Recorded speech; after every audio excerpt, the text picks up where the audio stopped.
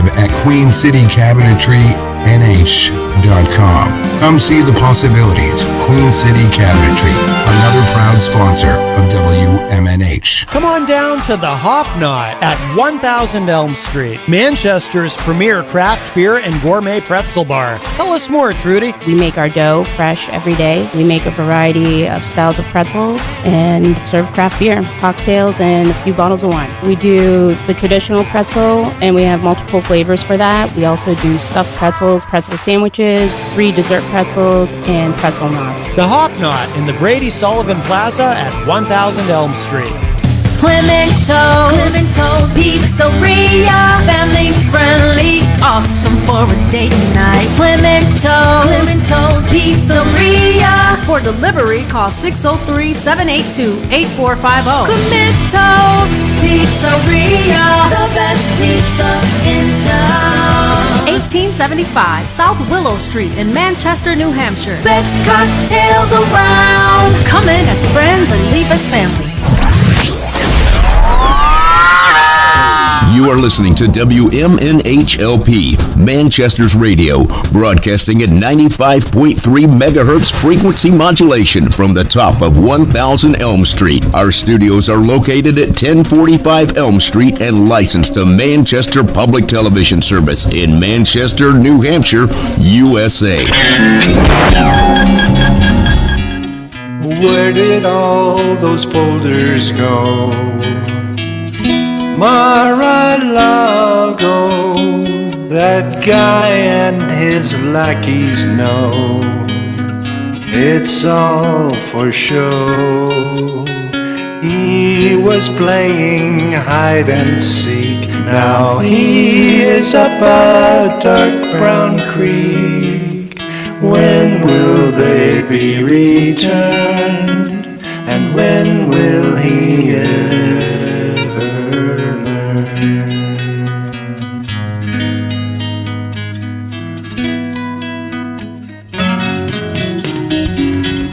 Then he ravaged Jean Carroll, no compassion, thought himself so bold and feral, lower than low.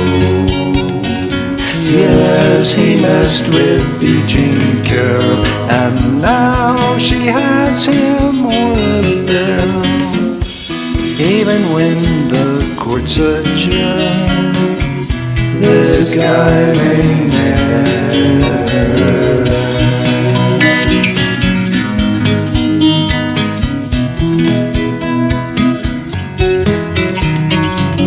sorry insurrectionists, no trespassing.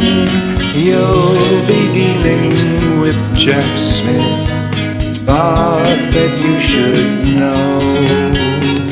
Speaking in the Proud Boys code, their leader told them lock and load. That's a point of no return. Now they've got 10 years to learn.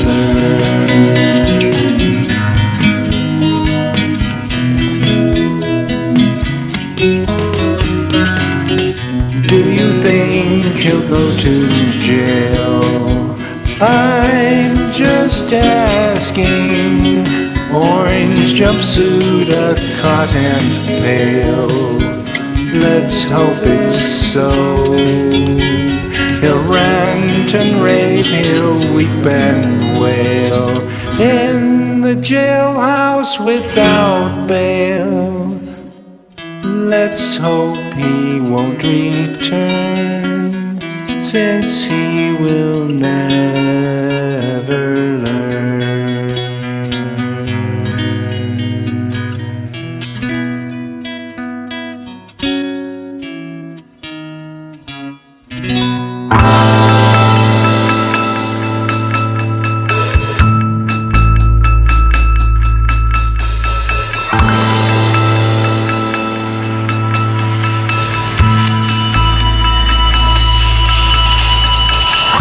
It feels like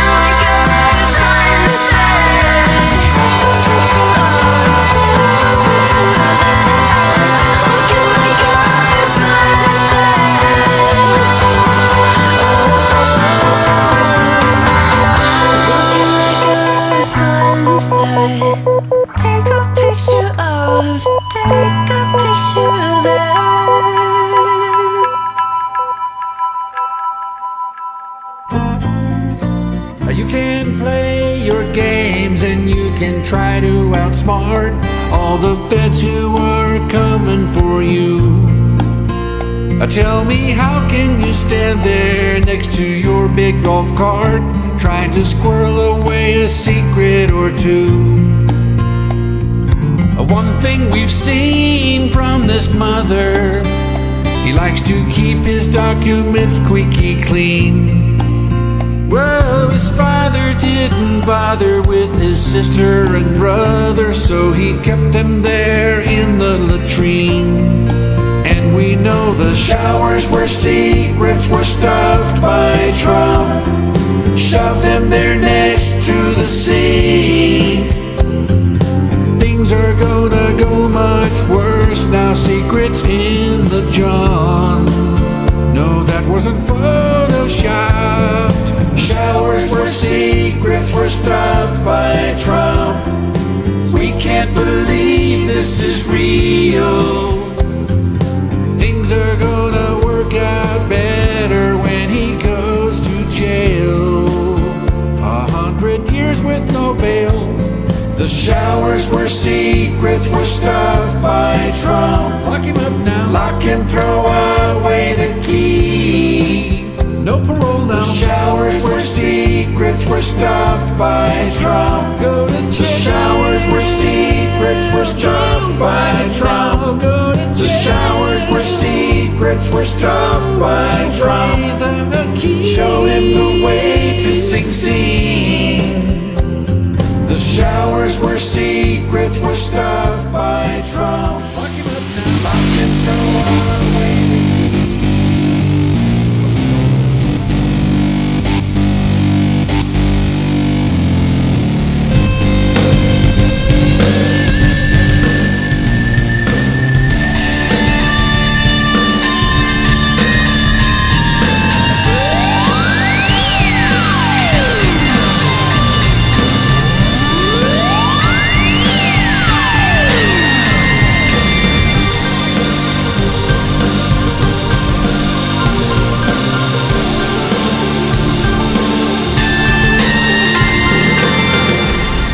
Welcome, everybody. Here we go. It is that time again. Matt Connarton Unleashed.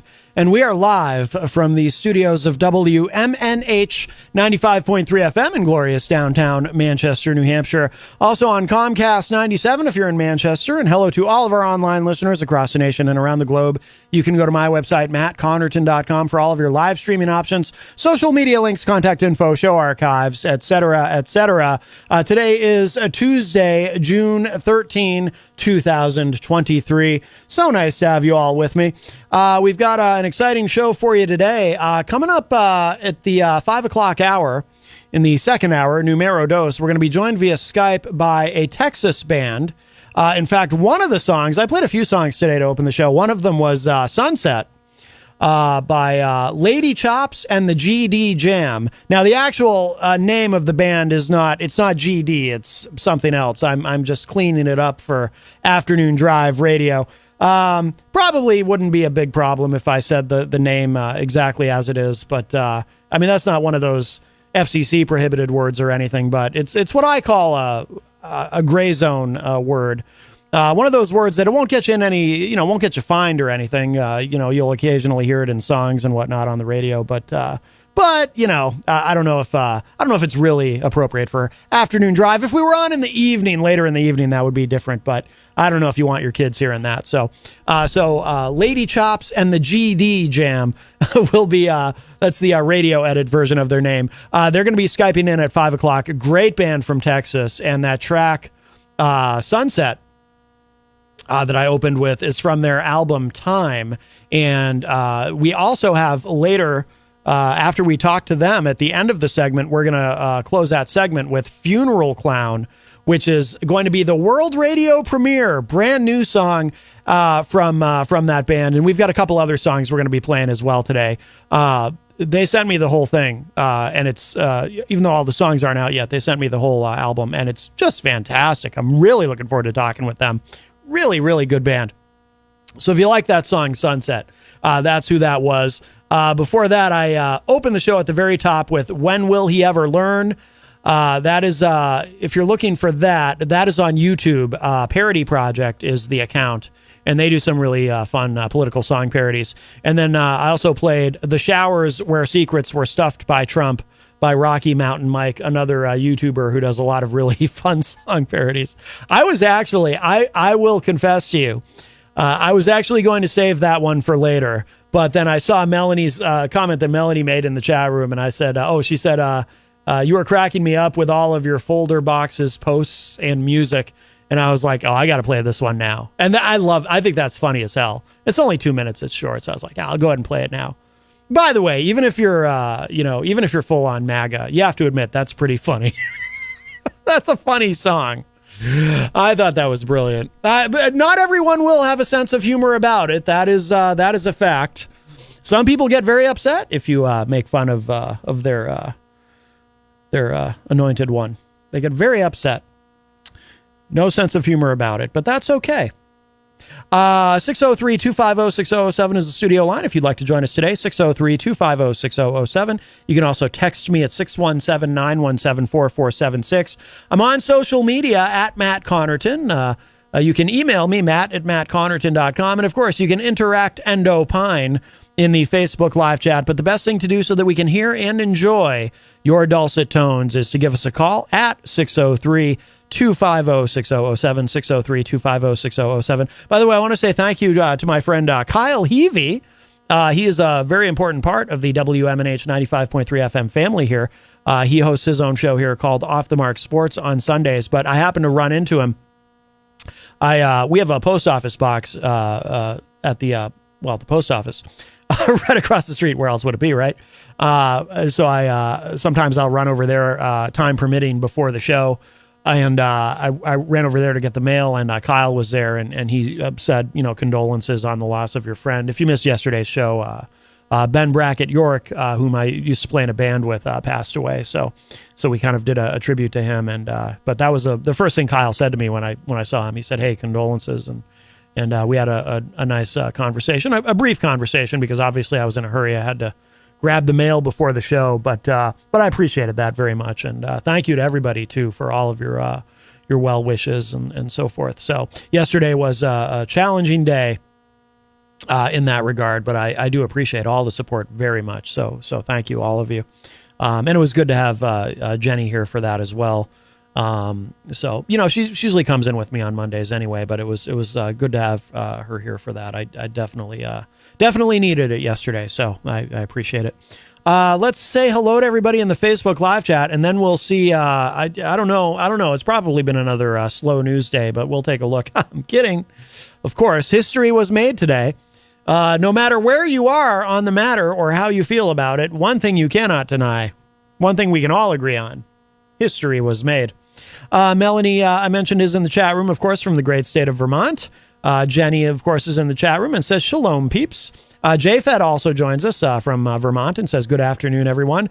Crystal, our friend from the great state of Illinois, says, "Hello, everyone."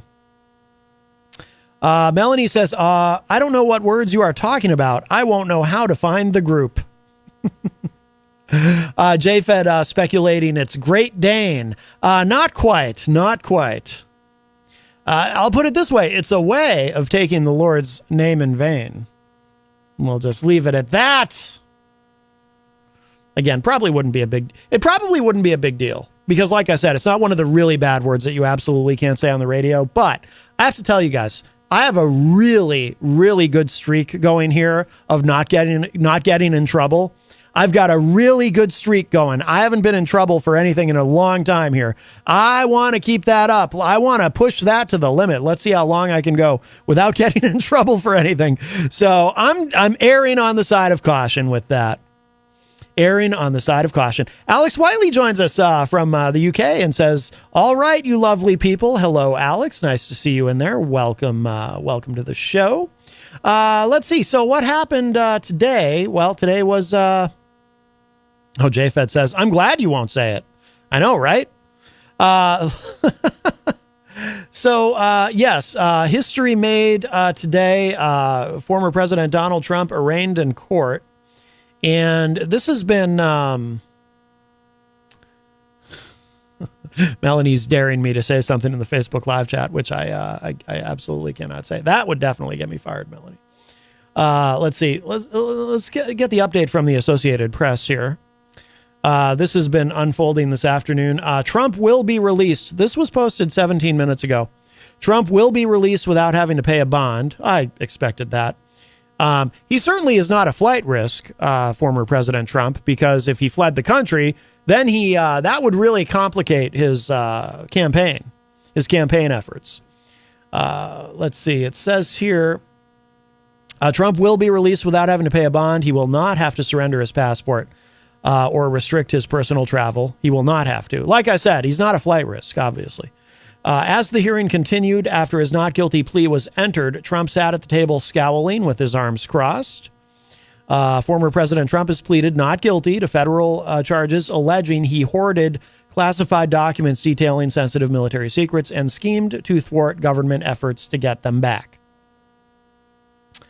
I'm going to stop there for a moment because I want to I've got an angle to play here that I haven't heard anyone else. Well, it's been alluded to here, the use of the word hoard. But I haven't heard anyone else in the media really explore this. And one of the things that I do try to do with this show is explore angles and ideas on big news stories that maybe not anyone else or almost no one else is really talking about or exploring, and try to bring a little bit of an unusual perspective, get a little outside the box. We talked yesterday on the show. Jenny is very, she sounded very certain that it's really just all about ego with him. And that does seem to be in terms of why Trump did this, because, I want to know why. Jenny seemed to think it's about ego and just being able to show off and say, look what I have. And that there seems to be a broad consensus around that idea. I think a lot of people think that. But there is also, of course, the more sinister concern is, was he trying to do something really nefarious with these documents? But there is another possibility. And again, I haven't heard anyone, and I've heard it sort of vaguely alluded to, but I haven't heard anyone address this possibility directly.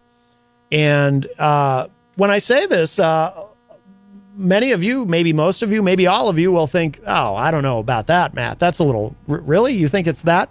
I'm not saying I think it's this. I'm just going to throw this out there. Again, the use of the word hoard in that APnews.com website. But they report in the AP. It's known in the business as the AP style of reporting. I completely made that up. Is it possible that he does have a compulsion to hoard? And that's why because we've been led to believe that the hoard with an H, Melanie, not with a W, with an H. We've been led to believe that things were collected, shall we say, in a rather hurried and haphazard fashion as the Trump administration was vacating the White House at the end of his presidency when it was time to go. Is it possible that there was a mindset of let's just grab whatever we can because maybe he never intended to do anything? I mean, yeah, part of it, I'm sure he liked showing things off and saying, hey, I've got secret documents here. I'm sure that's part of it. But is part of it also just that psychological thing of wanting to have this stuff, not for any real purpose, but just to have it? And it kept getting moved around, of course, as is alleged in the indictment, which, they call it a speaking indictment or a talking indictment, where the indictment itself tells the story as it lays out the theory of the case within the indictment. So, it sounds like these things were moved around a lot. But how could he possibly, I'll throw this out there, how could he possibly have had time to go through all of these boxes and figure out what he wanted to, keep or show to people or not show to people or whatever? I mean, there's no way. I mean, you're talking about boxes and boxes of documents, and again, the story is apparently he would go through things at times. He would look through things, but he didn't want other people looking through his things. And how would he ever have enough time to actually go through all this stuff? So let's put aside for a moment the idea that he might have been up to something nefarious, other than obstruction of justice by trying to hide these from the government so he wouldn't have to give them back. I mean, aside from the obvious, right? But let's put aside the idea for a moment that he may have had any nefarious intent as far as what he was going to do with the documents themselves. I've known people.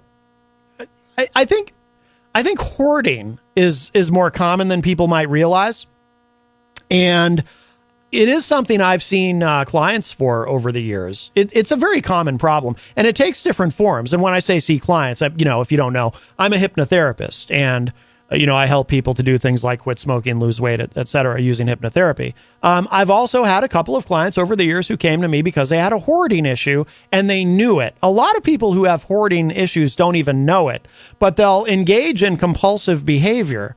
It takes different forms, like keeping things that you're never going to actually be able to do anything with, like maybe stacks and stacks and boxes of some sort of paperwork, or a common one too is people who have a lot of disposable income and they end up ordering a lot of things online or from the home shopping network or whatever it might be. And they order things that they're never actually going to use. And they have boxes of unopened things just sitting in their homes, things that they ordered that they want to have in their home that they're never going to actually use for any purpose. They just want to have them there. It's really pretty fascinating. I had a friend, and this is what I was thinking of when I'm looking at a picture right now on this monitor, the now famous bathroom photo where you see the boxes of documents in the bathroom, which again, Kevin McCarthy says is perfectly fine because the bathroom does lock, so no problem there. House Speaker Kevin McCarthy, that's apparently how seriously he takes national security. But I had a friend who his father, this was in high school, and I won't say I won't say who it is. I won't give away any names here. But I had a friend in high school who I went over to his house once, to his dad's house. I went with him to his father's house. And his father had in his living room, and I think maybe in other rooms too, it was a long time ago, but I remember walking into the house, and you know what his father had? Just everywhere, very large stacks of newspapers. He just had, everywhere you looked, and not little piles either, big stacks of newspapers. He must have been collecting them his entire life. I mean, just these enormous stacks of newspapers. For what reason? What was he keeping them for? Why was he saving them? Who knows? My friend didn't have any idea. I don't think his dad had any idea. It's not like I was going to ask him. That'd be kind of rude. Hey, my friend's dad, why do you save all this? Why do you save all this? And it wasn't anything else. It wasn't like he had stacks of anything else, but just newspapers, stacks of newspapers everywhere. And the local newspaper, the local penny saver, just whatever. He clearly had a hoarding issue. Not that I am or was then or, qualified to, I don't know what the actual clinical term for it is, but not that I would be qualified to diagnose him, but that's clearly what was going on there. Anyone with any common sense could see he's a hoarder. And in his case, it manifests itself in, for some reason, whatever it is psychologically that causes this, he likes to be surrounded by large stacks of old newspapers. And I remember my friend telling me too that his dad would sometimes, he'd go to the store, and this part's interesting. He would buy like 10 copies of the same newspaper. Like he'd buy 10 copies of that day's newspaper and then bring them home, and he'd leave one out to read, and then the rest of them into the stack they would go. I mean, it was almost, I'm not kidding, it was almost hard to find a place to sit in his living room because he just had newspapers everywhere. And again, for what purpose? Who knows? So it's just interesting to me, and I'm just throwing this out there because, again, when you think about the numbers of documents and the number of boxes here, and again, I can see in this picture that there was no way ever in his life he was going to have time to go through them all. Was he hoarding them? And I don't mean hoarding them, just, I don't mean that as a figure of speech. I mean literally hoarding them, because there's something psychological there where he just has that compulsion to do it. Just throwing it out there. I have no idea. Mike Doyle's on the line. Hi, Mike. Hey, Matt. How's it going? Good. How are you? Big political news, huh? Big stuff going on. I feel for the country a little bit. I feel for the so much discourse in this country that we're now putting people in possession of espionage charges, where in some cases the penalty is death. But going along with your hoarding thing, yeah, there was a strange. There's these questions that I ask myself. I try to stay in the middle and ask these questions to myself. And you remember when the FBI raided? Trump is considered a neat freak. Everybody who knows him knows he has to be clean. Everything has to be neat and tidy. Mm-hmm. And he's always been known as a neat freak. So that, and a little bit, distorts your theory of the hoarding of documents. I guess if he hoarded them and kept them in boxes, right? Well, right. That's why I was going to say I disagree. I don't think there's a conflict there, because again, and I'm looking at the picture, for example, of the bathroom. I mean, the boxes are piled neatly. So right. No, I don't think there's any. And look, by the way, my theory is probably BS. I'm just throwing it out there, though. I have to wonder. Just because I understand. I understand. It's food for thought. I've met enough hoarders where it's like, this is kind of interesting to me. But that's kind of where my mind goes anyway. I'm always fascinated by the psychology of it all, like why people do what they do and what might be an underlying cause. Part of it, I think, just comes from being a hypnotherapist, and part of it too, I grew up with my dad who works in the mental health field. So, he might have some thoughts on this, in fact, but anyway, but go ahead, Mike. But do you remember when I just look for the things I can question, Mm-hmm. And here's the thing that, remember when he's a neat freak, right? And then now the FBI goes in and raids Mar-a-Lago. The next day, there's pictures on the internet of documents, top secret documents, strewn all over the floor in the holding area in Mar-a-Lago. Oh, so you ask yourself, wait a minute. Now, Mike, he's a neat freak. Would he ever do something like that? And Mike, number two, Mike, how did it go from the FBI, who was the one in there? How did it go from them to online, and everybody can see? Wouldn't that be information they wouldn't want anybody to see? Yeah, Mike, you're repeating some Fox News narratives that are not accurate. So no one ever claimed. People claim that they claimed it because it's for a political narrative. No one claimed that the documents were found that way. The reason the documents were spread out that way was because the FBI was taking pictures of. Look, we have to take pictures of what we have here. They never claimed that they were found strewn all over the floor. No, that's not true. Pretty sure. I believe you're incorrect on that. I believe you are. I believe you are. Why would it incorrect, go? Mike. Why would it go all over the news all of a sudden? Why would the narrative for like a week was, look at how the documents were left on the floor? Don't you remember that? It was all over the news. I do. And the FBI never stood up and said, "Oh no, that's not. It wasn't him. That's what we did." No, they never said that. No, the FBI did come forward and say that. Now, I do think that you're probably correct that some people initially did report that the documents were found strewn all over the floor. But the FBI did come forward, or the DOJ did come forward and correct that. But if it's... But I never saw that. Well, of course not, because certain news outlets aren't going to tell you that, because for certain news outlets, it's more... it better suits their narrative to not correct the record. You don't right, often. I watch CNN all the time, Matt. So for you pinning me in the corner that I'm just a Fox News guy, I didn't say that. I flip over to CNN all the time. I didn't say that. I'm just saying, hey, look, they all do it. Everybody does it. You very rarely see anyone correct their narrative on anything.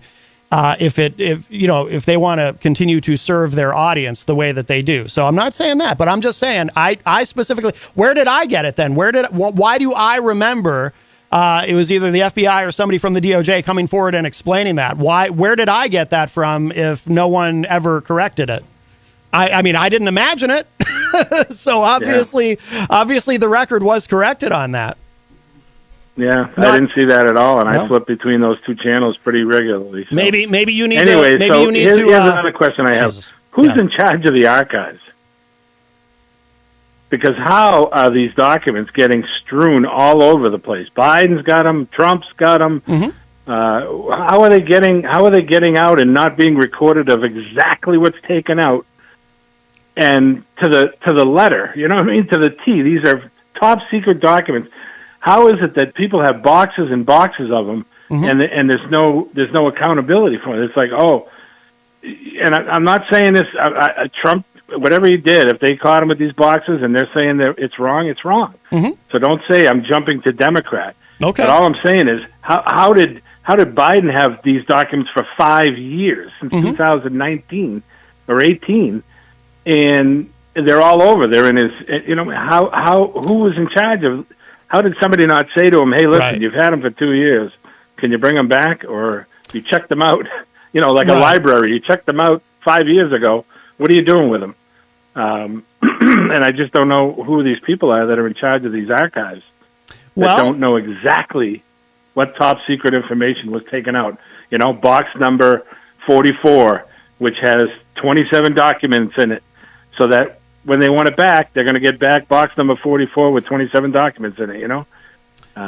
So that's just wonderment to me of how that can be. And so, anyways, just a thought. Sure. All right, Mike. But yeah, so I don't know. Yeah, I'm going to look up that thing that did the FBI ever come back, and because I don't remember seeing it at all. Because I would have, that's the first thing I clamped onto when I heard he was a neat freak. I would suggest. I mean, everybody in his universe saying he would never throw documents on a floor like that.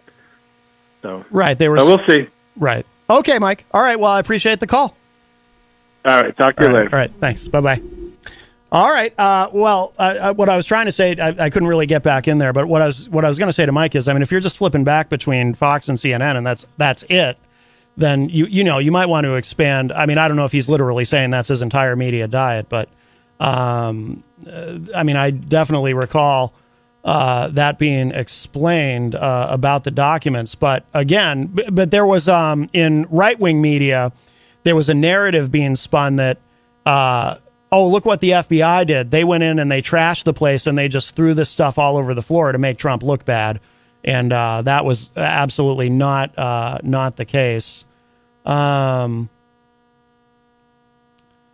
mean, you can pretty easily... I'm just looking online for one of the... Yeah, here it is on CNN.com, for example. Oh, that's not the article I was looking for. I was looking for something about the way that they took those pictures. I'll find it later at the break. But I mean, that was definitely reported that in mainstream media. So anyway, and as far as the National Archive, to address that question, yeah, I mean, clearly there is something broken at the National Archive when somebody, whether it's Joe Biden or Mike Pence, when they can take documents and for years and years they just have these documents and they never give them back and nobody comes looking for them. But again, in the case of President Trump, there was so much that was missing because there's boxes and boxes and boxes. There was so much that was missing that there was no way the National Archive could not notice. And they did ask for them back. And they asked for them back again. And eventually it led to the FBI having to go there. And, and then you've got the lawyer with the sworn affidavit saying, oh, we gave you back everything. And no, they did not. And all of it. So, I mean, if Trump had just complied with the initial request, as we talked about yesterday on the show, none of this would even be happening right now. That would have been it. 603-250-6007 if you'd like to join us. 603-250-6007. By the way, if you're just joining us today on the show, coming up in the 5 o'clock hour, We're going to have Lady Chops and the GD Jam from Texas Skyping in. I played one of their songs at the top of the show earlier, Sunset. And we're going to play, what's the new song again? Oh, the new song is Funeral Clown. Brand new single today. We're going to do the world radio premiere of that later after we talk to them at the top of the hour. So really looking forward to that. They sound so good. Again, if you're just joining us, you've got to hear this band. They are really, really good. Just fantastic. I don't even want to describe them. I just want to play them for you. Let's see. Lots of Facebook live chat comments here. Let's see. Let's get caught up on these. Oh my goodness. We've got a very busy chat room today. Let's see. Alex Whiteley says he'll get house arrest in his massive mansion, Pistorius style. I assume referring to Oscar Pistorius. No. He won't get house arrest. He's not a flight risk of any kind. I mean, he's got a campaign going here. Let's see.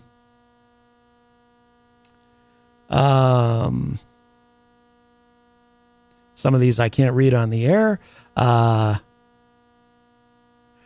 Whiteley says, so he really didn't think he was going to lose the election, so caught himself short. Could be.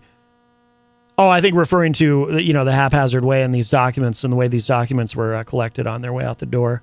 JFed asks, referring to my career as a hypnotherapist, JFed asks, you hypnotize yourself? Yes.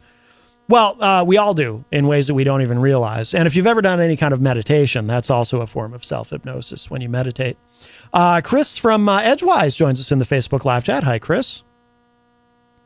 Fredo joins us, or I like to say his full name, Alfredo Enrique Benavides from the band Dank Sinatra and also Cosmic Blossom.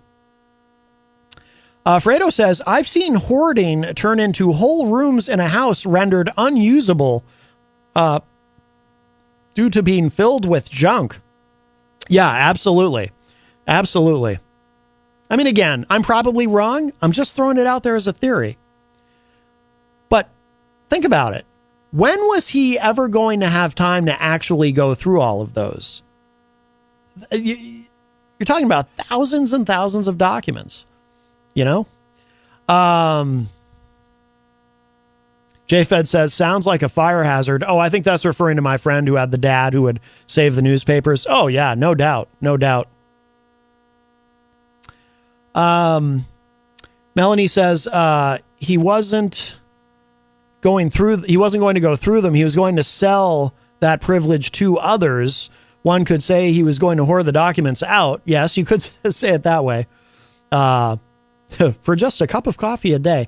Crystal, our friend from Illinois, says they have a TV show about hoarding. Yeah, I'm aware of that. I've never watched it, but I am aware there's actually a television show called Hoarders. And like I said, it's a much more common thing than people realize, but it manifests itself in different ways for different people and obviously to varying degrees. Melanie says regarding that show, some people get extreme with their hoarding to the point that their homes were condemned because the infestations of varmint living and dying in the mounds of stuff. Some hoarder homes have dirty dishes with rotted food. Gross. Oh, yeah, it can be a real problem. It can be a real problem.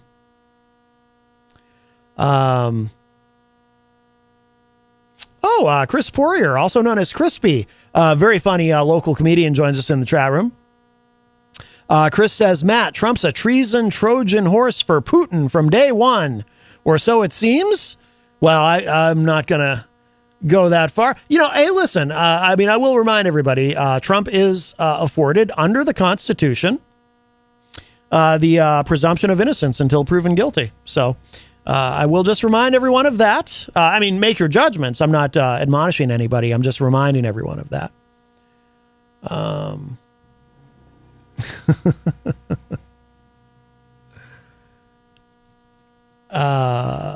Let's see. Some of these I can't really read. Some of them have profanity in them.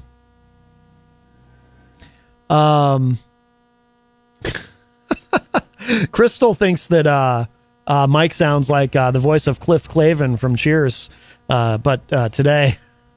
Yes, John Ratzenberger from Cheers, yeah. Well, he's famous, so Mike should take that as a compliment. Melanie says, I think she's being sarcastic, of course. Clearly, you are just a cog in the liberal media machine. Let's see. Dave Wally is in the chat room, says, what if you can't stop buying guitars? I would not consider that hoarding, Dave, because guitars are actually of some use. Like if you're, in the examples that we've already talked about, if you're just saving giant stacks of old newspapers, there's no reason to be doing that. Or if you're just buying junk off of, on Amazon or from the Home Shopping Network or whatever, and it just sits in a box in your home that you never even open, there's no reason to do that other than to have it. But a guitar, I mean, come on. You can play it.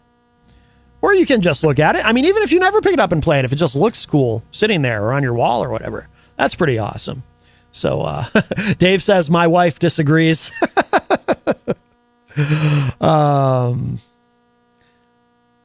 Let's see.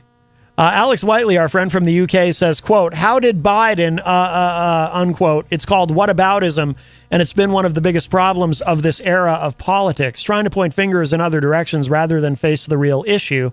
You have to try better, dude. Well, I will. So I'm going to stick up for Mike on that, though. I don't think that's what he was doing. That is what a lot of people are doing, of course, because unfortunately, a lot of people, that's the only way they can talk and think about politics. But when Mike brought up Biden, he was talking about, the point that, Biden, whether it's Biden or Pence, they have these documents and the archive never notices they're missing. And that probably does indicate an issue with the National Archive, that something can go missing and they don't notice unless it's boxes and boxes and boxes of stuff, and then they notice. So I think Mike brought up a valid point. Again, there is a ton of whataboutism going on, of course, and but I don't think that's what Mike was doing, at least not in this case. So I'll defend Mike on that. But I do agree with you, Alex, about the whataboutism is out of control. When somebody asks House Speaker Kevin McCarthy about this, and you would hope that Kevin McCarthy would care about national security somewhat, and he just says, a reporter asked Kevin McCarthy, well, is it a good look to have all these stacks of boxes in the bathroom? And then McCarthy immediately goes, well, I don't know. Is it a good look to have a document in a garage that opens and closes? Or that was the Biden reference. And then I think he worked in something about Hillary as well, because, even though it's 2023, we're still going to do the whole butter emails thing whenever it's convenient. So even though these are different situations, very different in terms of the magnitude, enormously different, and also with in the case of Trump, two words, intent and obstruction, that we have to introduce into the discussion.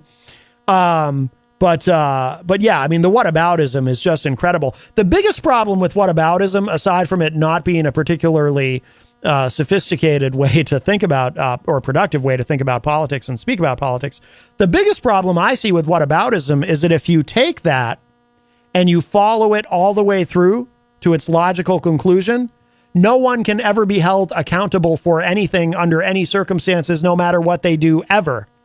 You can't hold anyone accountable ever. Why? Because somebody else might have also done that thing. So therefore, if anytime someone you like does something bad, and all you have to do is say, well, what about when this other person I don't like did something bad? Then, okay, well, by that logic, no one can be accountable for anything. If you're going to employ whataboutism, you might as well just go all the way with it and say, okay, I guess politicians are above the law. Because most people, because they're only able to or only willing to think about and view politics through a partisan lens, most people are only interested in holding people they don't like accountable. But when somebody they do like is in trouble, they just go, well, what about when the person I don't like did something bad? So I guess you just can't ever hold anybody accountable for anything. That's the ultimate end point, logically, of whataboutism. It would be like, to me, an example I like to use is, imagine you're sitting in a courtroom, you're on a jury, and you're in a courtroom on a murder trial. And the defense attorney gets up during closing arguments and says to the jury, listen, ladies and gentlemen of the jury, I know it looks bad for my defendant, and I know that it's your duty here to judge whether or not my defendant is guilty or not guilty. But before you render judgment on my defendant, I'll just ask you this. What about all the other people who committed murder? I don't see you judging them. Oh no, you're just here to judge my defendant. You're here to judge my client. But I don't hear any of you saying anything about all the other people who've committed murder, and some of them got away with it. What about them? So you just can't, I guess you just don't hold anybody accountable for anything. Anything goes. The Wild West. That's the biggest problem to me with whataboutism. You know, I mean, if your mindset is all you have to do to, you know, as if there's no such thing as scale, all you have to do to justify Trump is to say, you know, well, what about Biden? He had a document in his garage. It's like, really? So that makes it, because the thing is, even if there is, let's go with the narrative that, let's go with the MAGA narrative for a minute. They say that there's a double standard.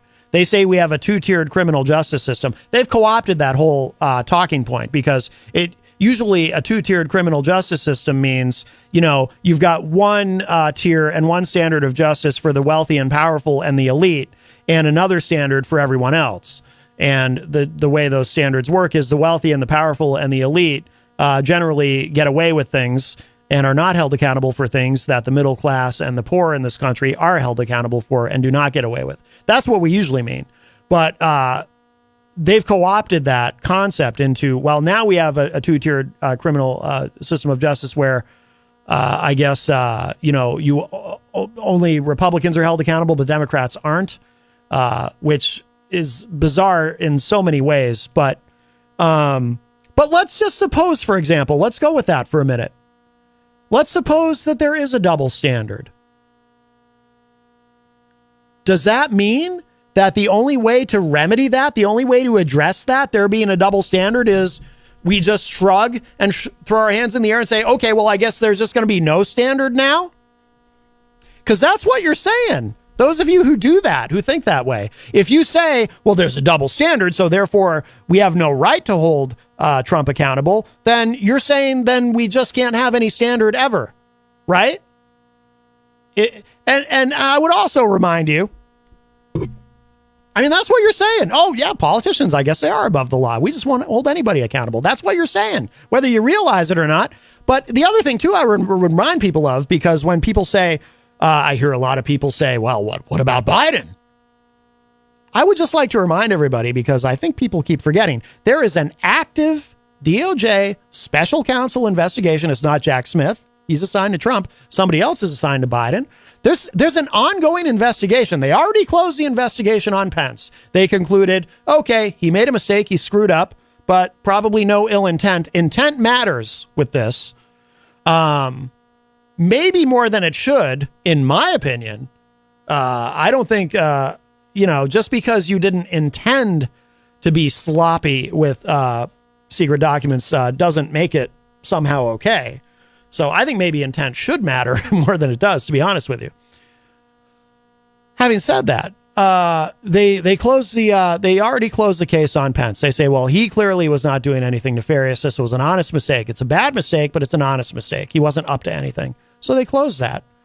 The investigation into Biden and they found, for example, one secret document was in his garage. That is unacceptable. I don't want anyone to get the wrong idea and think I'm justifying that or blowing that off. Now, is that on the same scale as what we're talking about with Trump? Not even close. A document in his garage is not, thousands of documents in boxes in a bathroom. Okay. These are very different, but I'm not excusing that either. That's pretty careless. That document being left in his garage, and I understand the garage was locked, except unlike the bathroom, the garage isn't locked, only when there's somebody in there. The garage is locked when there's nobody in there. So that's a little different. Someone should probably explain that to House Speaker McCarthy. But that does, that does show just a carelessness that is not acceptable. And I'd like to know, I want to hold everybody accountable. I would like to know how that happened and why that happened. By the way, and Biden wasn't even, it's not like he had the power to declassify anything. That argument, you can't even put that in there because Biden was vice president when that happened. So why was that left in his garage? I do want to know that. And I hope we do find that out eventually. And he should be held accountable for that. Absolutely. I don't want anyone to misunderstand. But, see, because if I really wanted to, I could do whataboutism. I would just have to come at it from the opposite direction. I would use whataboutism to defend Biden. I would say, well, what about when it's only one document? Why is that a big deal? But I'm not saying that at all. I'm saying it is a big deal. Just not as big, but it's still concerning. That's pretty careless. Our friend Ron is on the line. Hey, Ron. Hi, Matt. How you doing? Good. I've been following this, and I've already got saturated now. I just want to change the channel and find something that doesn't have news and see what happens when it's over. Sure. Now, I can imagine this case is going to take a long time. But let me ask, is he, if found guilty, can he end up behind bars? Probably not, because my suspicion is what will happen as long as Judge Eileen Cannon is presiding over the case. I think what might very well happen is she's going to delay and delay and delay, so that it doesn't even go to trial before the election. And even if at some point he's found guilty, whether it be in the near term or the long term, hell, even if he is found guilty by the jury, she can just give him a suspended sentence or something. You know what I mean?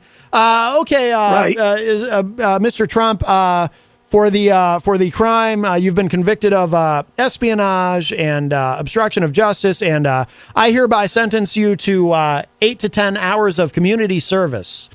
And, there are ways, there are escape hatches for Trump on this, regardless. So I believe that he's actually going to end up in prison. I am highly skeptical. I will believe that when I see that, and I don't think I'm going to see that. All right. Well, I'm glad to hear your opinion and your thoughts, but I've already got, like I say, I've already got saturated with this. I just wish it would end.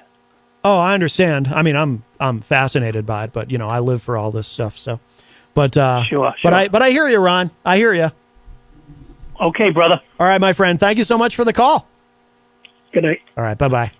All right. That was our friend Ron, and we are going to, as we approach the top of the hour, we're going to take a quick break, show some love to our amazing sponsors, and then we're going to feature another great track from the band Lady Chops and the GD Jam.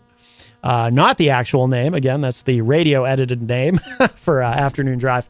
But we're going to feature another one of their great songs, and then by the time that's done, we should have them with us on Skype. They're Skyping in from the great state of Texas. Looking forward to talking to them. And then after we talk with them, we're going to do the world radio premiere of a brand new song from them called Funeral Clown. But we're going to play one of their other songs in the meantime. But first, we'll show some love to our sponsors, and then we will be back. There is plenty more of Matt Connarton Unleashed, and we are live from the studios of WMNH 95.3 FM. Don't go away. There is lots more still to come. Come on down to the Hop Knot at 1000 Elm Street, Manchester's premier craft beer and gourmet pretzel bar. Tell us more, Trudy. We make our dough fresh every day. We make a variety of styles of pretzels and serve craft beer, cocktails, and a few bottles of wine. We do the traditional pretzel, and we have multiple flavors for that. We also do stuffed pretzels, pretzel sandwiches, free dessert pretzels, and pretzel knots. The Hop Knot in the Brady Sullivan Plaza at 1000 Elm Street. Bring your kitchen to life with Queen City Cabinetry. located at 87 Elm Street in the historic Sunbeam Mall in Manchester. Open Monday through Friday, 9 a.m. to 5:30 p.m. and Saturdays, 10 a.m. to 2 p.m. They can be reached at 603-222-2007 or on the web at QueenCityCabinetryNH.com. Come see the possibilities. Queen City Cabinetry, another proud sponsor of WMNH. Clemento's Pizzeria, family friendly, awesome for a date night. Clemento's Pizzeria. For delivery, call 603-782-8450. Clemento's Pizzeria, the best pizza in town. 1875 South Willow Street in Manchester, New Hampshire. Best cocktails around. Come in as friends and leave as family. This hour on WMNH is sponsored by CGI Business Solutions, located at 5 Dartmouth Drive in Auburn. They serve all your business needs, including employee benefits planning, corporate design and business administration, investments and wealth management, and customized business insurance solutions. Their phone number is 866-841-4600 or on the web at cgibusinesssolutions.com. WMNH, rip the knob off.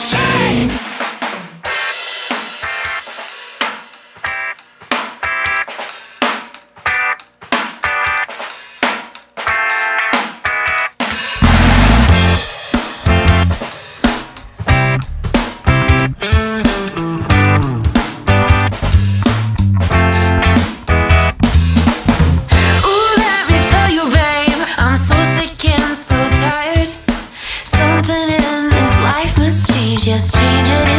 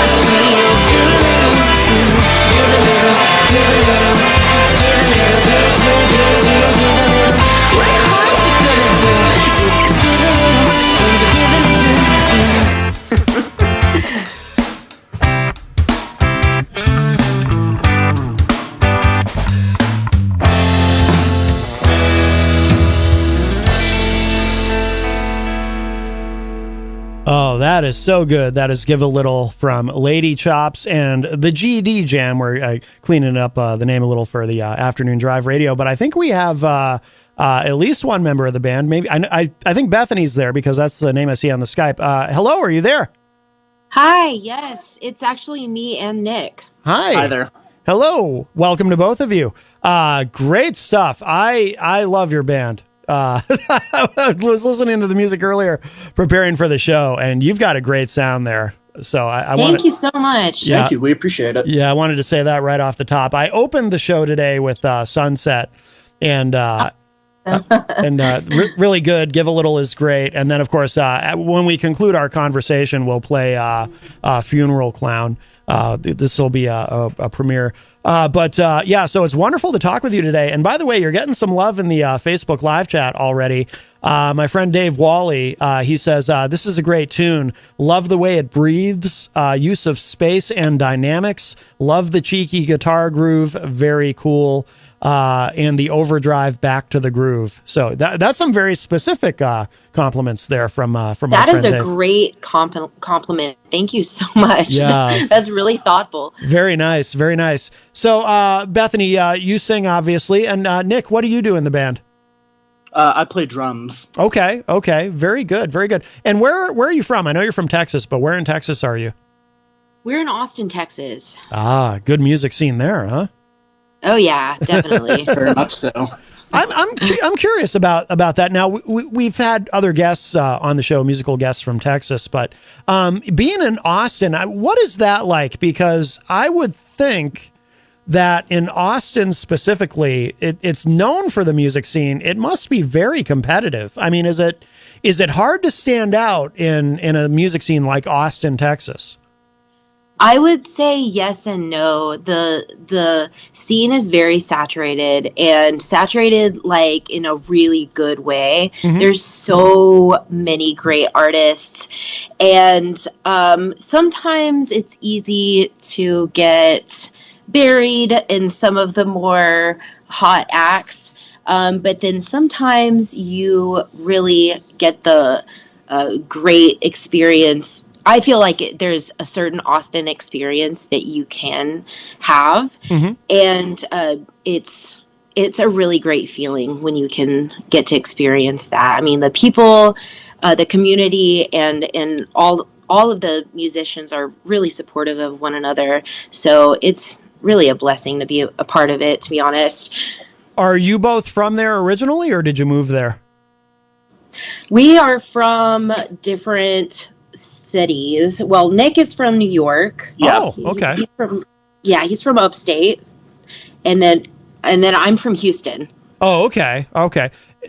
Nick, what brought you from New York all the way to Austin? Specifically, Austin's music scene brought me here. I used to be in a different band before I moved here, and we did a tour from New York all the way down to Texas. Yeah. And we made our way to Austin, and I thought it was an awesome city. I saw the fact that it's the live music capital of the world, so there's 1,000,001 venues you can play. Yeah. And compared to my hometown, it had so many more venues and so many more musicians and a lot more opportunities. So I kind of quit my job and moved down here. And Bethany and I met pretty quickly after I moved down here. And now it's 5 years later, and we've been making music ever since. Yeah, that's it's interesting that because obviously New York is people think of New York as really being especially obviously New York City specifically being you've got so many bands and so many venues, and but yeah, Austin really I've definitely heard. We had somebody else on the show, I can't remember who it was, but there was somebody else on the show in another band who had a similar story to yours, Nick, where they had moved from, I don't know if it was New York, I think it was somewhere in the Northeast, and they had moved all the way down to Austin for the same reason. So, and I imagine obviously Austin, because of there being so much music there. It must be pretty eclectic, I would think, because people think of Texas, when they think of Texas in kind of the macro sense, they think of country music and some metal. There's some great metal bands that come out of there too. But Austin, obviously, you probably have pretty much everything you could imagine in terms of genres and subgenres of music, I would guess. 100%. I had that same preconception before moving down here. I thought, it's going to be a lot of country music, and it is, but there's a good rock scene down here. There's a lot of like soul, jazz, R&B, hip-hop, folk music, like you said, heavy metal. Pretty much any genre that you could think of has some sort of fan base here in Austin. And the cool thing is that it's a big city and it's growing, but it's not as large as a lot of other major music cities yet. Yeah. So it's not the same size as your LA, Chicago, Nashville, or New York City. And so you're able to like meet and network with people in a way that might be harder to do in some of those other bigger cities. And like Bethany mentioned, it's got a really good music community that's big and growing, but still manages to be personable and very tight-knit. Okay. Very good. And Bethany, did you, so I was reading a bio on the website, was this kind of did you kind of initiate the starting of this band and was meeting Nick kind of the beginning of this? Yes. So this is my brainchild. It's just a bunch of songs that I've accumulated over the years. And yeah, Nick is my founding member, and we started the whole project together. Very good. And I have to say too, I like, your voice is, you do a lot of, you don't really hear that much of this, where you kind of just effortlessly seem to go from, in and out of falsetto on a lot of these songs. And I'm sure I'm not the first one to point this out, but it's really remarkable. How did you learn to sing? Did you take are you formally trained? I'm not formally trained. Wow. I have just listened to a lot of music. Yeah. And I was the annoying kid. I grew up in my grandma's house, and constantly I was doing the Cranberries thing with my voice. I'm going to give you an example, and I'm sorry to the listeners in advance, but it's like, yeah, or I guess that's like sort of Alanis, but also, anyway. Yeah. So some weird voice things, and I think that was like the beginning of just like, practicing and experimenting and just being a weirdo. But that's the thing that leads artists to do what they do. Right. But yeah, no formal training, just me and my ears. Yeah. Oh, very cool. And can you tell me about the strategy with this album? So you've got a full album time, but you're releasing one song every month, correct? Yeah, so we're putting one song out every single month. The idea behind it is to sort of have like a release schedule for it. There's all these debates in the industry about whether or not dropping an entire album is a good move or not. Mm-hmm. A lot of people have moved to just continuously dropping singles, or they're putting out an EP. Some people put out 2 EPs a year. And we had debates about the best way to put this record out. We wanted to put out an album, but we didn't want to drop the whole thing and then, kind of get tired of promoting it. So we decided to do one song a month. That way our listeners have something to be excited about every single month. Mm-hmm. And we can line up the album release, we can line up the single releases with like shows. And it also just makes it a little bit easier to promote each song individually as its own thing, rather than having to take an entire album and pick a single and then put all the effort into one song. And maybe it works, hopefully it does, but each of the songs are really special to us, so we wanted to make each one kind of like its own little vignette, like a story with each one. Yeah. Very good. And so is there, when will the full album be available? I guess at the end of, when you get to the end of the singles, right? Yeah, we're looking at probably it'll be out by September or October. Okay. Very Fingers cool. crossed. Yeah. And then but how does this work in terms of your live set? Do you play songs that haven't been released yet as singles since you're doing it this way, or how does that work?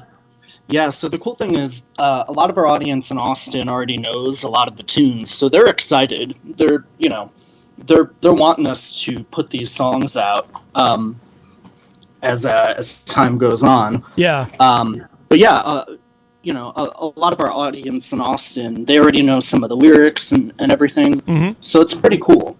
Yeah, we have been experimenting with adding new songs to the set as well, because to be honest with you, we've been playing this set of songs out live for something like 2 or 3 years now, and so now it's kind of a good opportunity to introduce songs that people haven't heard yet. And yeah. No, that makes so during this time we're starting to put new songs and kind of start working towards the next set of music that hopefully we'll release maybe next year or something. Yeah. And how often are you playing out? Do you play out a lot consistently, or because it's interesting how that there's been a change certainly around here, and it seems to be even with artists that I talk to from other parts of the country where there's less emphasis than there used to be on playing out all the time. Partly, I think it's just because it's expensive to go out on tours and whatnot. But of course, in your case, in a city like Austin, you've got options to play right there. Plenty of them, it sounds like. But do you play out consistently, or do you kind of space it out and pace yourselves? Yeah, we play out pretty consistently, but less than we were before. So now we're picking up a couple of gigs per month. I think we'll have had 3 gigs this month. We have one at the end of this month, and then nothing else on the books so far. Yeah. But yeah, we're trying to play a couple shows a month, basically. Okay. Very good. Now this track that we're gonna do the premiere of in a moment, Funeral Clown, with a name like that, I have to think there might be a story behind this. Is there a story behind this song that we're gonna be playing? Yeah, absolutely. So Funeral Clown is about my experience of letting negative self-talk take over and convince me that my friends don't like me, which is not true. Yeah. And, negative self-talk is something that I've battled with for a really long time. And music is sort of my way of working through that. So I think what's really special about this song is that even though it's mostly about this idea that people don't like me, that it's behind the veil is the truth of the matter. And the truth is that I'm loved and that that I'm cared about and important to people. And the funeral clown aspect, that visual aspect, is supposed to kind of embody the foolish mindset that the foolish, negative mindset. And it's just, I feel like a clown when I come to the light, when I realize it's like, oh no. For example, there's a line in this song about the very first pre-chorus. It says, there you go, pointing your finger at me, which is kind of like a negative view. It's like somebody pointing their finger at you, they can't be saying something good about you. But then the next line turns around and says, saying, she's my number one, she's the best. Yeah. And then it goes into the chorus, which is saying, I'm a fool, and now I'm crying off all my makeup, Yeah. So that's kind of what it's all about. Okay.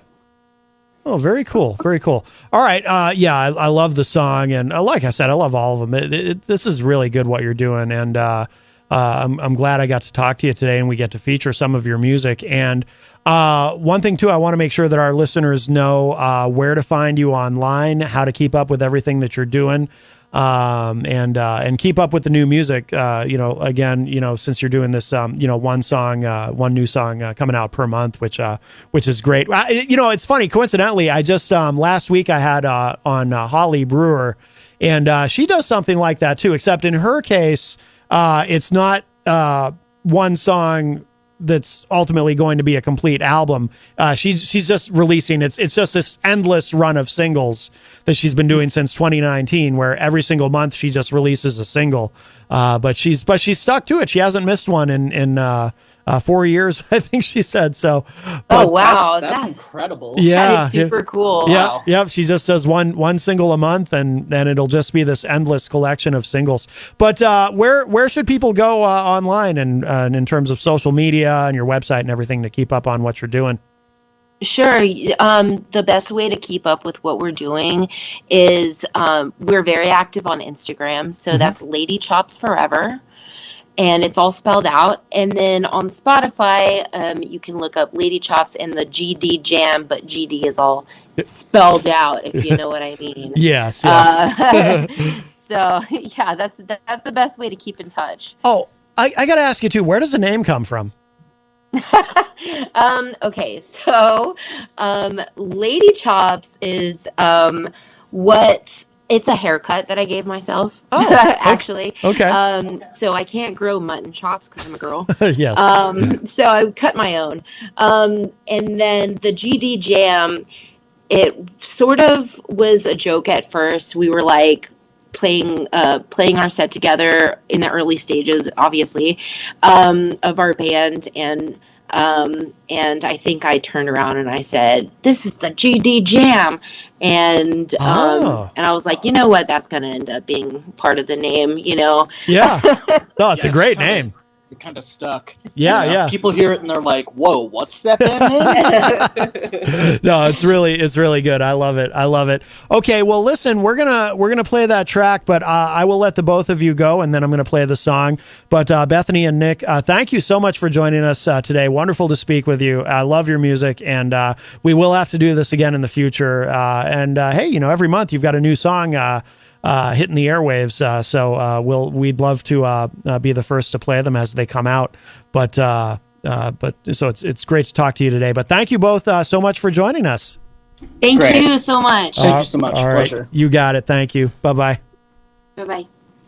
All right, wonderful. So that was Bethany and Nick from Lady Chops and the GD Jam, and we're going to play this. This is the newest single. We'll play this, and then we'll come back with the balance of our program today. But check this out. It's really good. I've already heard it, obviously. It's really, really good. If you like the last song, you'll like this one even more. This is Funeral Clown, the world radio premiere here on Matt Connarton Unleashed. So have a listen.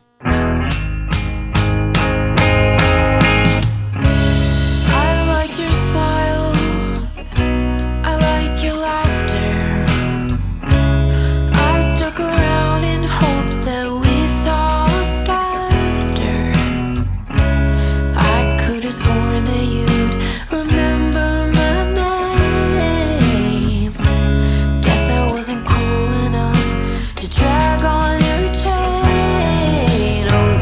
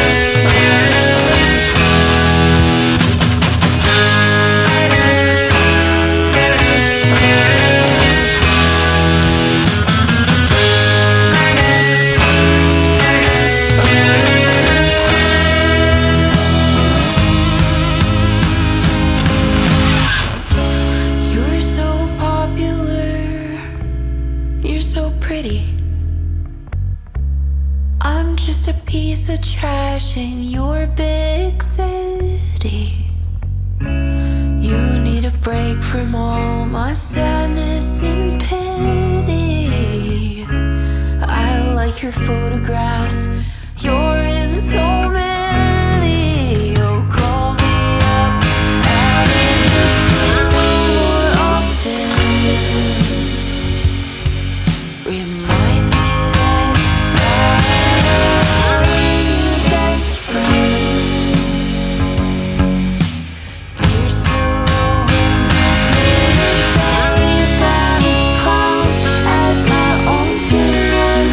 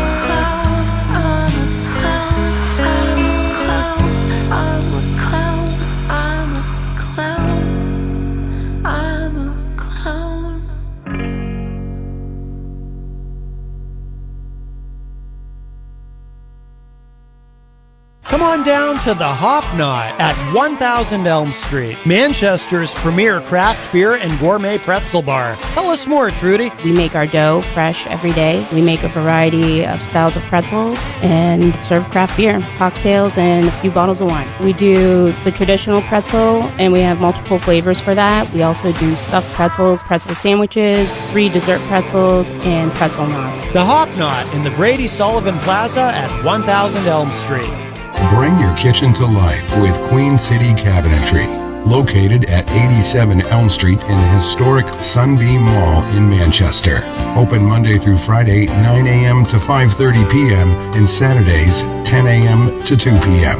They can be reached at 603-222-2007 or on the web at queencitycabinetrynh.com. Come see the possibilities. Queen City Cabinetry, another proud sponsor of WMNH. Clemento's Pizzeria, family friendly, awesome for a date night. Clemento's Pizzeria. For delivery, call 603-782-8450. Clemento's Pizzeria, the best pizza in town. 1875 South Willow Street in Manchester, New Hampshire. Best cocktails around. Come in as friends and leave as family.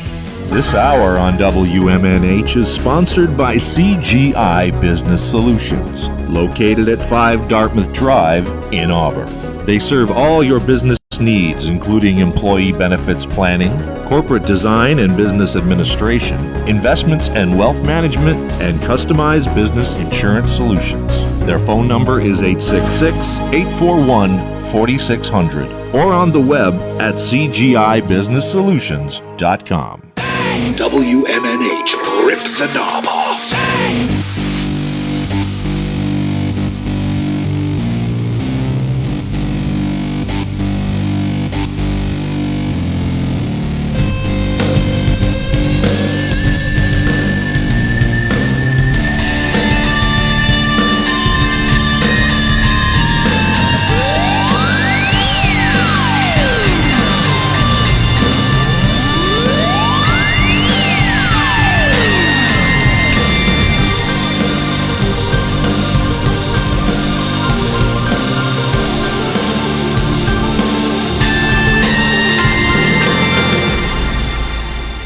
Welcome back, everybody. This is Matt Connarton Unleashed, and we are live from the studios of WMNH 95.3 FM in glorious downtown Manchester, New Hampshire. Also on Comcast 97 if you're in Manchester. And hello to all of our online listeners across the nation and around the globe. You can go to my website, mattconnerton.com, for all your live streaming options, social media links, contact info, show archives, etc., etc. Today is Tuesday, June 13, 2023.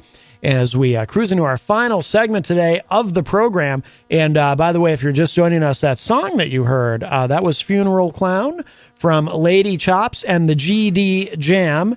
And the actual name is not GD, but, cleaning it up just for afternoon drive radio. In case the youngins are listening, if you're a parent, you probably don't want your kid going around saying the actual word. If we were on later in the day, it probably wouldn't even be a big deal, but because it's not like you don't get an FCC fine for that, certainly, but just to play it safe, but such a great band, and boy, she's got an amazing voice. Dave Wally said in the chat room while I was playing, great lyricist, love the writing, so vulnerable. Yeah, and it was cool to hear her. I listened to the song. That was the second time I had heard the song. I listened to it today before the show. And I was like, wow, this is really good. But then I enjoyed it even more hearing it the second time after hearing her explain during our conversation what the lyrics actually meant and where they came from. And then it, really made sense. And great stuff. We will play one more of their songs, one of the singles that's already out when we get to the end of today's program. We have one more song to play of theirs today.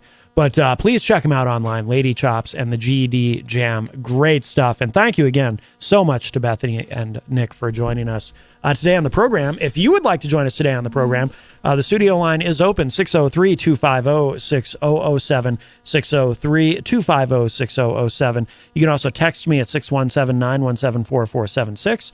I'm on social media at Matt Connarton. You can email me, matt@mattconnerton.com. And, of course, you can interact and opine in the Facebook live chat. But the best thing to do so that we can hear and enjoy your dulcet tones is to give us a call at 603-250-6007. By the way, quick programming note, tomorrow on the show, our musical guest is Aaron Bilodeau. He'll be with us in studio for the second hour. The last time he was on the show, he was here with what became kind of an infamous appearance from a musical guest. Huey the Gecko was here with us.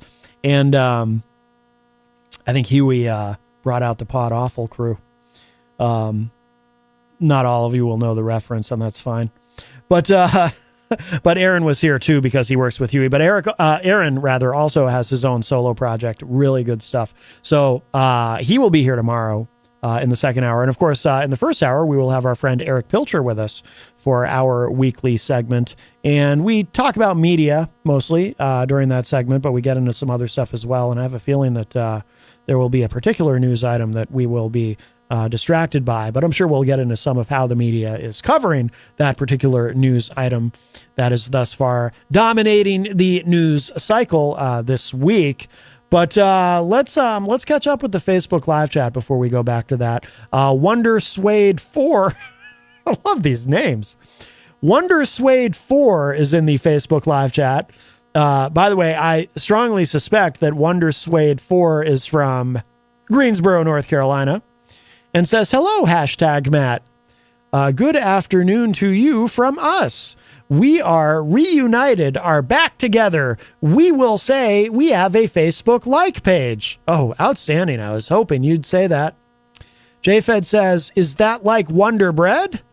And Wonder Suede 4 says, we say, who is the guest you are talking to, #Matt? And we say, who's the artist we said? Well, that was Lady Chops and the GD Jam, of course.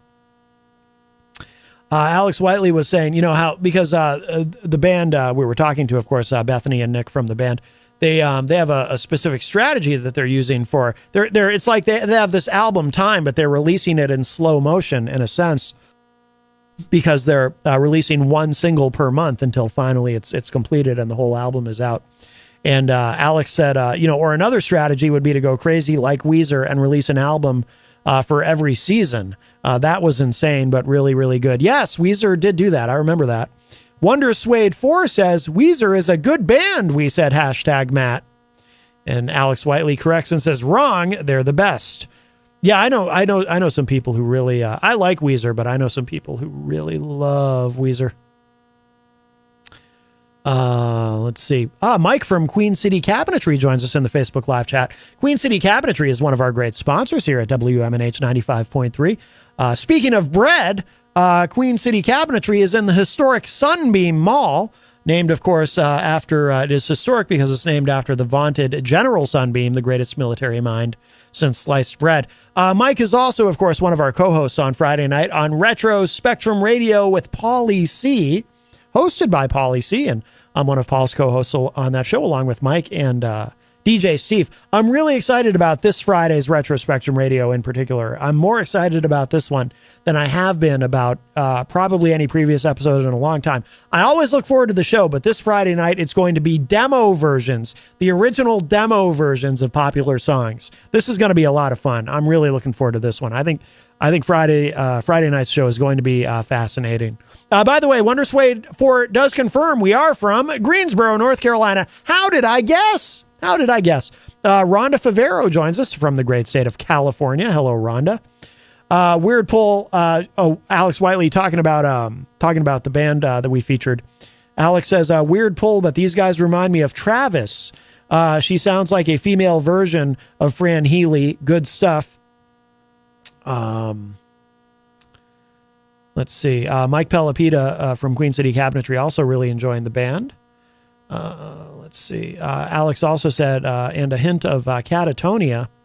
Alex also says, I was singing the Clementos ad in the kitchen the other day. The wife was looking at me like I was a madman. Haha. Yeah, I find myself singing along to it. You know, it is catchy. You know, Clementos Pizzeria. Blah, blah, blah. I don't know all of the words. Clementos. But Greg Joseph, by the way, shout outs to him because, of course, the owner of Clementos, he also has become a frequent contributor on the morning show with Peter White, which, of course, you can hear weekday mornings from 7 to 9 a.m. with a replay, 2 to 4 p.m. right before the show. And Greg sits in on the morning show a lot, and he is very good on the air. He's got kind of a sly, understated sense of humor that I really like. It's subtle, but he's very funny.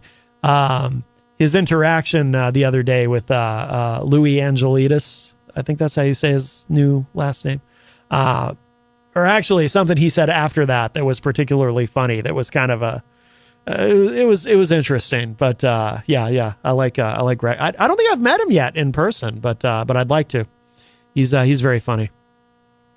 All right. 603-250-6007, 603-250-6007. By the way, I saw this pop up on Mediaite, and this is not from The Onion. This is how this headline is actually written.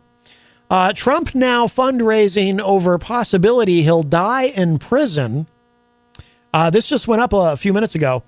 It says here, and by the way, the fundraising, of course, that's part of the deal. Every bad thing that happens to Trump legally, he uses it as a fundraising opportunity to get more money out of his followers. You know, I'm in more legal trouble. Send me money. It's quite the business strategy and enormously successful. Since the indictment was first announced, he's raised millions of dollars into the campaign coffers, some of which he uses to pay his attorneys, apparently. I'm not saying that as a joke or to be what would be the word? To be crass. That literally is true, apparently. So he does sometimes pay his attorneys, not always, from what we understand. But so it's been a pretty successful strategy so far.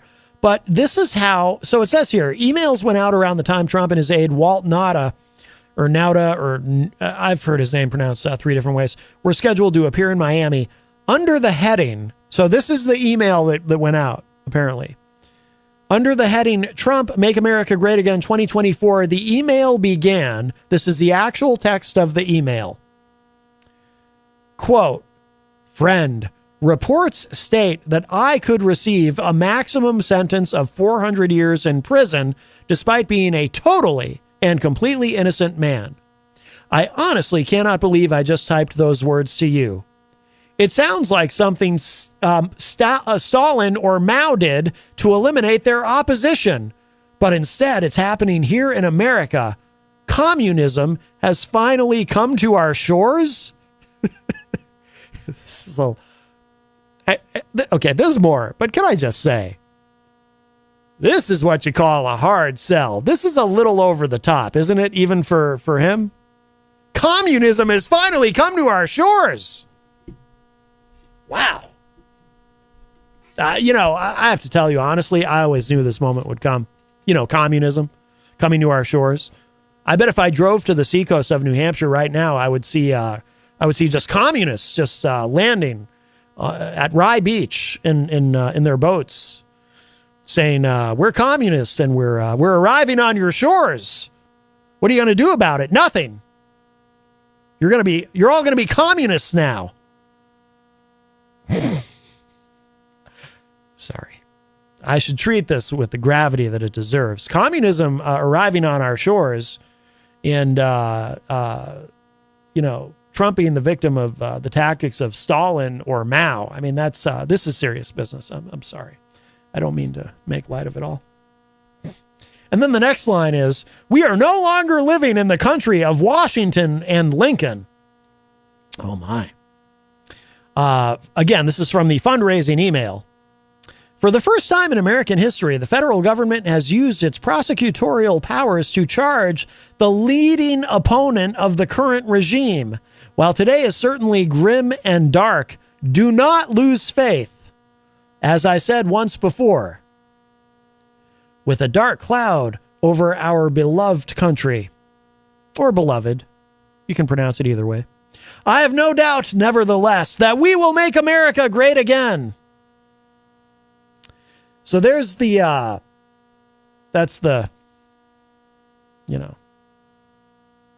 grabs your attention, right? Then comes, this is where he makes the ask, the send me money part, the monetary ask. Quote, "Please make a contribution to peacefully stand with me and save the greatest country in history for 15,000% impact," unquote. What does that mean? I'm not good at math, but apparently, if I'm understanding that sentence correctly, and I'm not sure that I am because it's incoherently and poorly written, but it sounds like if you donate to his campaign right now, based on what that sentence says, it will have a 15,000% impact. Impact on what? I'm not sure. It's not clear to me. I don't understand this part of the email. I don't understand what that means. 15,000% impact. Not only do I not understand what it means, but I don't know how one would go about even measuring impact. Impact of what? I don't know. Maybe if I knew what impact we were talking about, I could understand how one would measure it and the percentage of which that impact is or would be if you donate money. I don't know how this part works. Maybe it's just a fundraising thing that I don't understand. I don't know.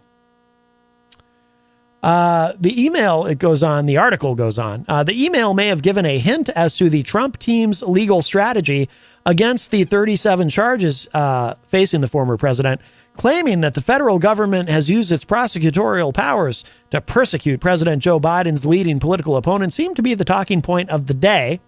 Earlier, Trump attorney Alina Habba, who is not affiliated with this case, claimed a two-tiered system of justice in the United States.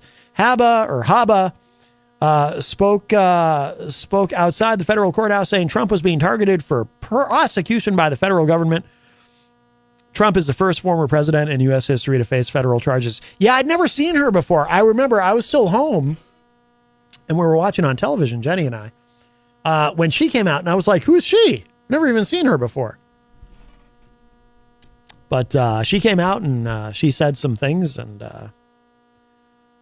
didn't really, there was no defense of Trump really in what she was saying. Just, that it's a political prosecution or persecution or both.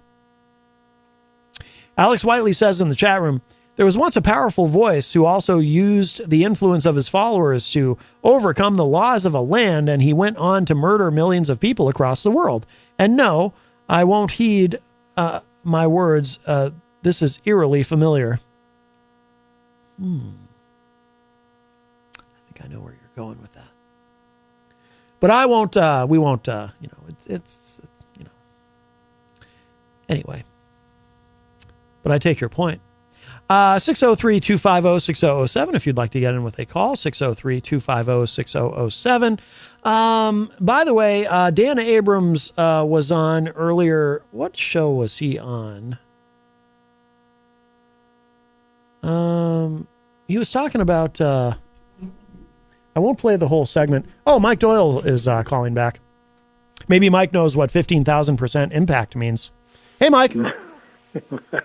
I don't, and I'm really good with math, too. I know. I was hoping you would know. I think he's trying to make I don't know. I think he's trying to say, money-wise, it could put me over the top. You know what I mean? So, I guess. I'm sure yeah, I'm sure they can drag this. I'm sure they can drag this court proceeding out. There's so many different disclosures and so many motions, right? So, oh yeah, I'm sure he can drag it out. And then if he gets the pity party, that type of thing. Yeah. But the reason for my second call, and I hate calling twice, but I wanted to thank you for sticking up for me, and in a microcosm way, that just shows you how the internet or the social media can distort things or change things or have people say things that are. You and I had a nice discussion about how the hell are all these documents getting out of hands of the people who are supposed to be watching them. Yeah. And they don't know where they are, and they don't know how many boxes, and et cetera. And then this guy Alex, who I don't know, but I'm assuming, well, I don't want to say it, but he started saying, it's whataboutism, and it had nothing to do with whataboutism. But see, that's how social media just slips things, and you know what I mean. I wasn't even if I wanted to get on the whataboutism, you've got Sandy Berger. Remember, and you got Obama with $3 million to his Chicago library, and you got Pence just recently. He was only a vice president. He really shouldn't have those. How did he get those? And you got Biden, 5 different locations. You got Trump all over his Mar-a-Lago. It's everywhere. So the whataboutism is kind of an odd play. I was just wondering, how are all these people getting these documents from a secured location that the U.S. government's supposed to be watching? I don't understand. Right. So that was simply my point. But, yeah. No, I get it. Hey, and one last thing, the girl's voice on that last record you played, what a beautiful. I'm a female voice number one. I love female voices. Yeah. And what a beautiful voice she has, changing those notes up and down a little bit softly. Oh yeah, beautiful. The way she goes in and out of falsetto is it's just so, she makes it sound easy. It just sounds so effortless the way she does it. It's incredible. Yeah. Yeah. What is like falsetto? I'm not. When you sing high, when you sing outside of your normal tone, like if you. Like the Bee Gees would, just as an example. Oh yeah, they staying alive and staying alive. Well, when they sing high like that, yeah, I gotcha. I would demonstrate it, but I'll mess it up and embarrase myself. But yeah. No, I don't want that. I need my ears. Yes, but just beautiful. She those low. She was going into those lower tones, but switching the heights a little bit in there. It's almost like angelic. Oh, yeah. I was really surprised when she said she had no formal training. That really surprised me because she sounds like she has. She sounds like she took voice lessons to really fine tune that. But no, she's a natural. Apparently, it's really impressive. What a beautiful God-given talent. Absolutely. Yeah, look them up online, Mike, if you haven't already. I mean, all their songs. I already did. Oh, I already did. You know what? I was looking at their website. They don't show the pictures as clear. I like to see the pictures of who they are, and it's a little modern and mixed. But anyways, just very nice. That's all I wanted to say. Yeah, absolutely. All right, Mike. All right. Thank you. Talk to you later. All right, thanks for the call. Bye-bye. See you. All right, that was our friend Mike Doyle calling back. We do have, so that does open up the line for you. If you'd like to get in with a quick call, we only have a few minutes left on today's show, and we are going to fit in, I do want to make sure we get in one last song from the band today.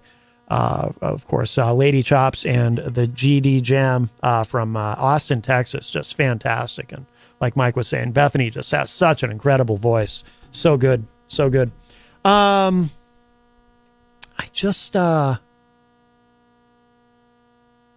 this Wonder Suede 4 is talking about, I don't know. Okay. I don't know what's going on in there. Just very, very quickly. Dan Abrams was on television today, and I'm not going to play this segment. It's too long. But he was just kind of speaking about whataboutism. Dan Abrams, this is from Mediaite, systematically debunks arguments Trump backers have used against his indictment. We'll just go through this quickly. Mediaite founder Dan Abrams thoroughly dissected the most common arguments Trump and his political and media surrogates have used to defend the president's indictment for mishandling classified documents. I'm going to kind of skip down here because we're going to run out of time.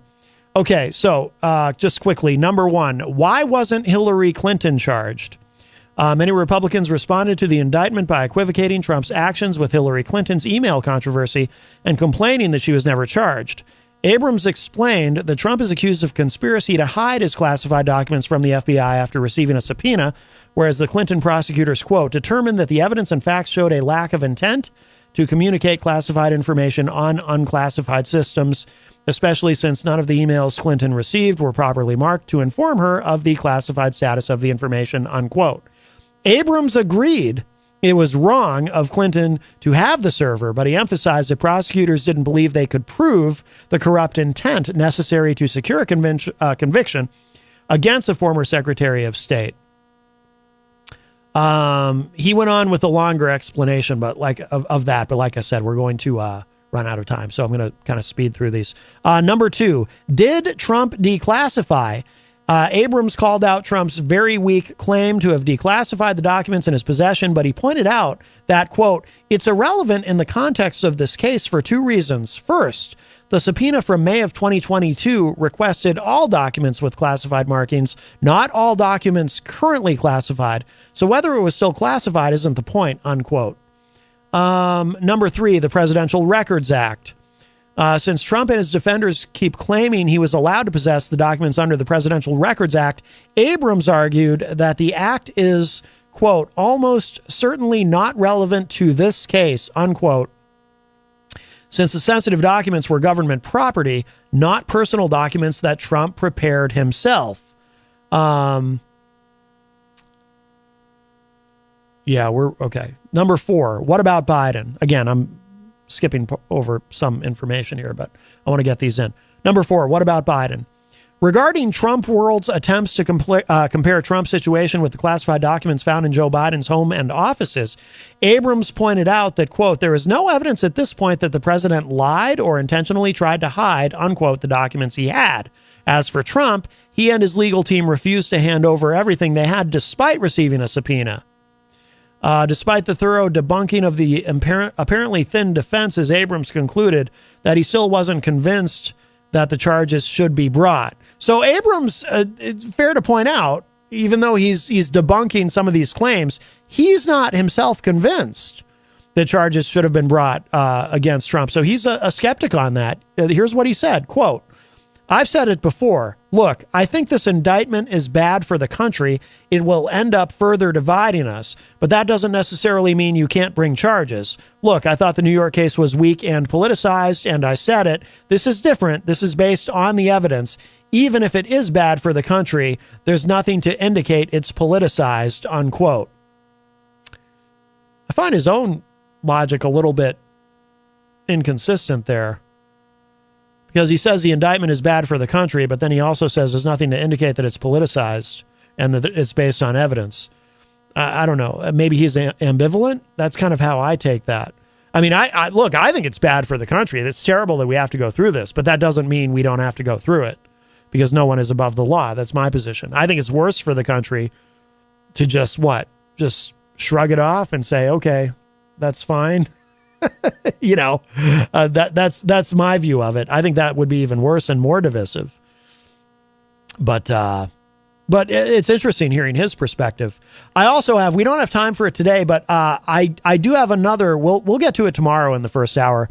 There's someone who has a dissenting opinion about Eileen Cannon, not a Trump defender, But, I, of course, and many others are expressing concern that Judge Eileen Cannon, who has shown some sympathy toward Trump in the past, might keep her thumb on the scale in favor of Trump in this case. But a former Watergate prosecutor actually has a lot of confidence in Eileen Cannon. Not that he's a Trump supporter or defender, but he seems to think that Eileen Cannon actually is uniquely suited to this case. I do want to look at that tomorrow, so kind of a dissenting view on that I think is interesting.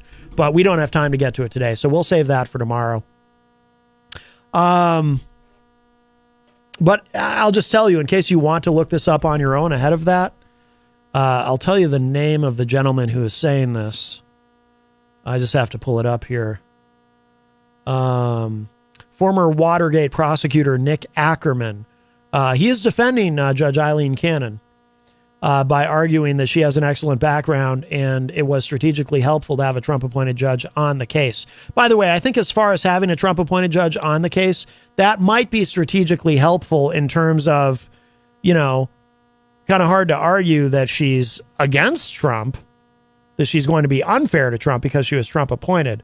But there are other concerns beyond that with Eileen Cannon. But he pushes back on some of that, so which is interesting. So, I know what I think, but I'm curious to learn more about what he thinks and share it with all of you. So we'll get to that tomorrow. Okay, we do have to go. We're out of time. If you missed any part of today's show, it will be up in just a little bit at WMNHradio.org and at my website, MattConnarton.com. Thank you all. Thank you to Bethany and Nick from the band, Lady Chops and the GD Jam. We're going to finish out today's show with another one of their songs. This is called Bell Curve. We're going to play that.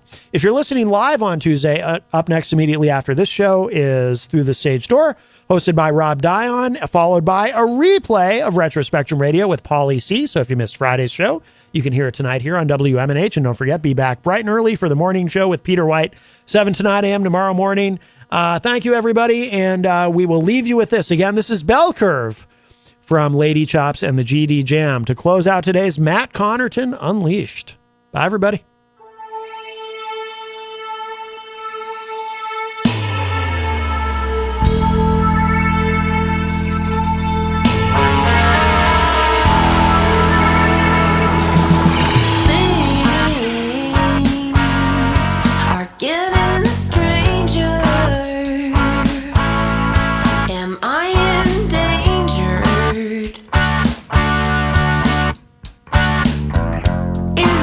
How the I feels. I'm suddenly aware of the air that I'm breathing in. I've seen this somewhere before, in a dream for sure. The grocery stores are getting much clearer. Like my hindsight, and the fears on clearance, ain't that right?